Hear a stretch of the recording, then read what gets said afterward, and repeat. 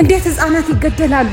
እንዴት ሴቶች አጎንብሰው የዛሬን ይቀርበሉን እያሉ እየለመኑ እንዴት እናት ትገደላለች? የሰው ቁስል ባሻጋሪ እያዩ አይደለም መረዳት የሚቻለው ራስ ላይ በማድረግ ነው።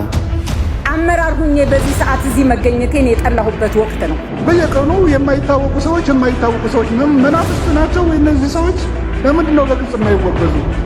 የቋሚ ኮሚቴ አመራሮች ሹመት ለሴሪሞኒ ማለት ሴሪሞኒ ነው ዛሬ ወገባችን መቆረጥ ያለበት። ያጠፍጣፋ ቋጠፋ ይላል የሀገራችን ሰው። 17 ባንክ ቁጭ ብለን ሲዘረፍ መንግስት ባለበት ሀገር ሲዘረፍ ትንሰንለው የዛን ጊዜ ሞቷል። የአላፋት ዝማሬን አስመልክቶ ሰበር መረጃ ተሰምቷል። እኛ ኦርቶዶክሳውያን በሞታችን ያልተስማማን በአንድ ሰባኪ አብሮ በመዘመር ምንም አንስማማን። ሰብስክራይብ ለምንድን ነው የማታደርጉት? አሁን ማርኩ። የሁለቱ ፍቅረኛ ማቾች ዶክተሮች መረጃ እንሆ ወጥቷል። የሁለቱ ፍቅረኛ ማቾች ሐኪሞች ከሆስፒታል ከውስጥ የተገኘ ልዩና እውነተኛ መረጃ ሲል ኢትዮ ታይምስ ይህንን አስነብቧል። ዶክተር አቤኔዘር ጌታቸውና ሜሮን ደመሌ በጎንደር ሆስፒታል በትምህርትና በስራ ላይ የነበሩ ሲሆን በተቋም ውስጥ በነበሩበት ወቅት ፍቅረኛ ማቾች ነበሩ። የሚያውቋቸው ሁሉ የነበራቸው መቀራረብና መዋደድ ደስ የሚል እንደነበረ ይናገራሉ። ነገር ግን ዶክተር ሜሮን ባጋጠማት የማይድን ህመም ምክንያት በተደጋጋሚ ጊዜ ለዶክተር አቤኔዘር የራሱን ህይወት እንዲኖርና ህይወቱን እንዲያስተካክል በተደጋጋሚ ስትነግረው እንደነበረ ጓደኞቻቸው ይናገራሉ። ዶክተር ሜሮን ለረጅም ጊዜያት በህክምና ብትረዳም ህመሙ ለውጥ ሊያመጣ አለመቻሉ ቢታወቅም በርከት ላሉ ቀናት ሆስፒታል ውስጥ ገብታ ተኝቶ መታከም ሲደረግላት ቢቆይም ለውጥ ሊመጣ አልቻለም።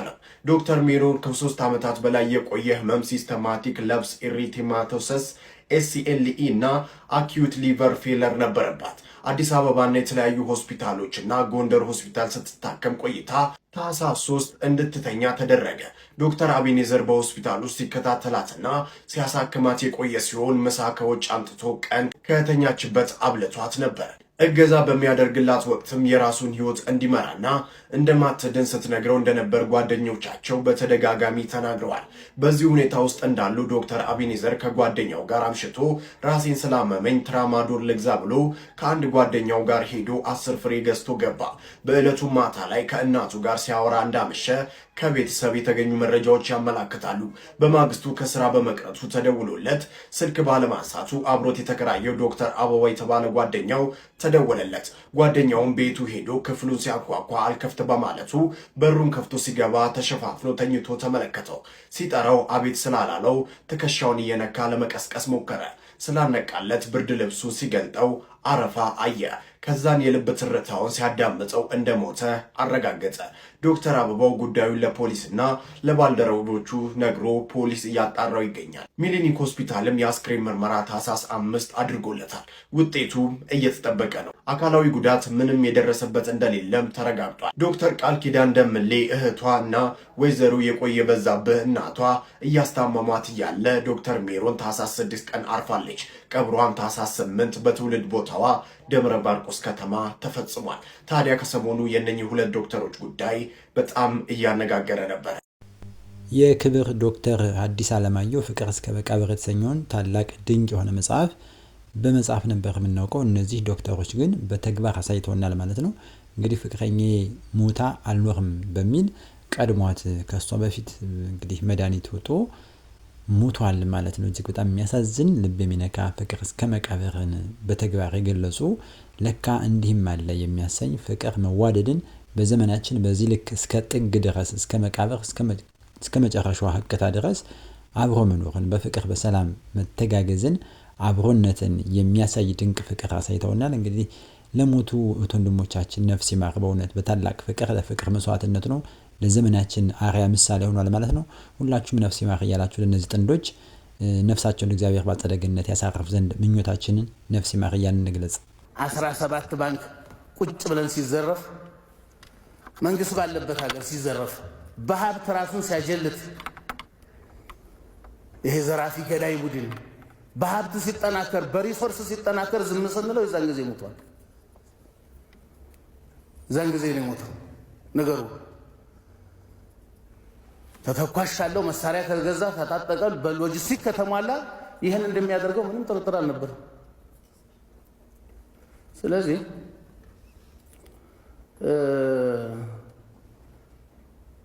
የአንዳንድ ሰዎች ስሜት እዚሁ ምክር ቤት አባላት በጣም መቆጣጠር እስኪያቅታቸው ድረስ እየደረሰ ያለው ከምንም አይደለም፣ ቁስልን መረዳት ነው። የሰው ቁስል ባሻጋሪ እያዩ አይደለም መረዳት የሚቻለው፣ ራስ ላይ በማድረግ ነው ቁስልን መረዳት የሚቻለውና እኔ ቶታሊ አሁን የምንገኝበት ሁኔታ በጣም አሳሳቢ ነው። ህግ እየተከበረ አይደለም፣ በግላጭ ህግ እየተጣሰ ነው። ህግ ማስከበርም አቅቷል የሚል ግምገማ ነው ያለኝ። ሞሽኑን ተቀበለን ውይይት እንድናደርግ ነው ፈልገው። ሰው ሳያልቅ ነበር እንጂ እርቅ አሰራር በቀን እየተቀበረ በሳምንት እሑድ ይሄን ያህል ሰው እየቀበርን ስለ እርቅ አሰራር ስርዓት አጀንዳ ሆኖ ዛሬ አሳዛኝ ነው በጣም። የጤና መድ የቋሚ ኮሚቴ አመራሮች ሹመት ለሴሪሞኒ ማለት ነው። ሴሪሞኒ ነው ዛሬ ወገባችንን መቁረጥ ያለበት። ጀምረዋል እኮ ሰዎቹ ስራቸውን ጀምረዋል። እና ትንሽ እየተፈጠረ ያለውን አደጋ እየተመለከተ ነው አይመስለኝም። ትክክልም አይደለም። ዛሬ በዛ አጀንዳ ላይ ይህ ምክር ቤት መዋየት አይመጥንም፣ ለምክር ቤቱም እንትን አይመጥንም፣ ለደረጃውም አይመጥንም። ዛሬ መነጋገር ካለብን በሌላ ጉዳይ ነው። ሞሽኑን ከተከበሩ አፈ ጉባኤ በአጠቃላይ ጉዳዩ ላይ ያጠፍጣፋ ጧት ጠፋ ይላል የሀገራችን ሰው። 17 ባንክ ቁጭ ብለን ሲዘረፍ፣ መንግስት ባለበት ሀገር ሲዘረፍ፣ በሀብት ራሱን ሲያጀልት ይሄ ዘራፊ ገዳይ ቡድን በሀብት ሲጠናከር በሪሶርስ ሲጠናከር ዝም ስንለው የዛን ጊዜ ሞቷል። መንግስት ማለት እኮ የህዝብ ኮንትራት የሰጠው ነው። ህዝብ የሰጠውን ኮንትራት ደግሞ በኮንትራቱ በሁሉ መሰረት መፈጸም አለበት። አቅም እያለው ምን ነው እነዚህ ኦነግ ሸኔ የሚባሉ የመንግስትን ባንክ በሚሊዮን የሚቆጠር ገንዘብ ሲዘርፉ እኮ ማዳበሪያ ወይም የአቅም መገንቢያ አድርገው ነው ሲወስዱት ዝም የተባሉ። በየቀኑ የማይታወቁ ሰዎች መናፍስት ናቸው ወይ እነዚህ ሰዎች? ለምንድን ነው በግልጽ የማይወገዙ? በአሸባሪነት እንዲወገዙ ይገባል የተባሉ እንዳስተያየት ይቀበላል ወይ? ራሳቸውን የሚመሩ የፖለቲካ አካላት ራሳቸውን ማስተካከል አለባቸው። ራሳቸውን የማያስተካክሉ ከሆነ ደግሞ ጠባቸው ከመንግስት ጋር ከሆነ ከታጠቀው ኃይል ጋር ይግጠሙ። ጠባቸው ግን ከህዝብ ጋር ከሆነ እነዚህ ወገኖች አሸባሪዎች ናቸው፣ ሊፈረጁም ይገባል። ነገር ግን የምክር ቤት አባላት ነገሮችን በጥሞና ልናይ ይገባለኝ። በስሜት የምንሄድበት መንገድ ዞሮ ዞሮ ሀገራችንን አደጋ ውስጥ የሚከት ነው። ነገር ግን አሁንም መንግስት በቸልተኝነት እየሄደ ነው ያለው። የበታች አመራር አካላት የራሳቸውን ህይወት እንጂ የህዝቡን ህይወት እየጠበቁ አይደለም። ይሄ ከታች ያለ የመዳከም ሁኔታ ነው።